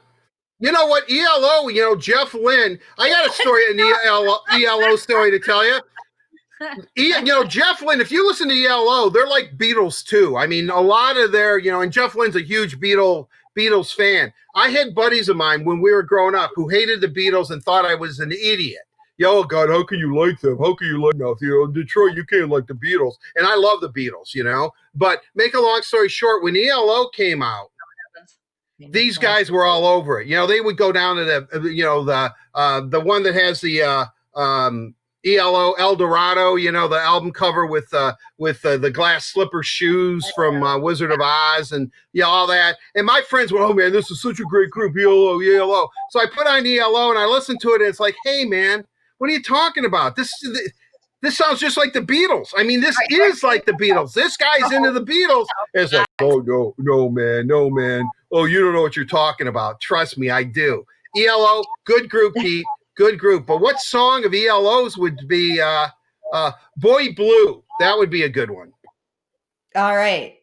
I think is that all we got right now? Multiple courses right now. Pete's telling us to rap. Mark's telling us to rap. So we're gonna rap. Rap. I'm having a lot. Listen, hey, I'm in the penalty box. I shouldn't even be on this show right now. Well, we're gonna need your mic in a minute. If you are. Okay, bye. Bye guys. I'm logging out for this show. All right. I guess that's fine, guys. That's cool. All right, Carley, do whatever you want. Oh, Let's Socialize is presented by AAA. AAA says thank you with free roadside assistance for first responders and healthcare workers fighting to defeat COVID-19. You protect us by going to work every day. Let AAA protect you on the way there and back. All right, guys, that does it for today's edition of The Word on Woodward presented by Rehmann. Make sure you are liking, subscribing, turning on your live notifications so you don't miss a single second of our future shows. And if you missed any of today's show, you can check it out on the Word on Woodward YouTube channel. We've got all of our interviews up there, and you can also listen to the show as a podcast like our friends in Ireland on Spotify, Apple Podcasts.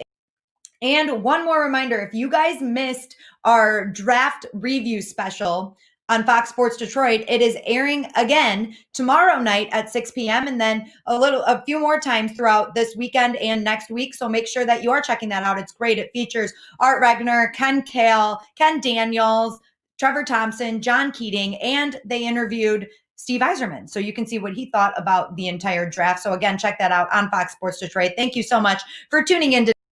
I hope to see you guys on Thursday at noon.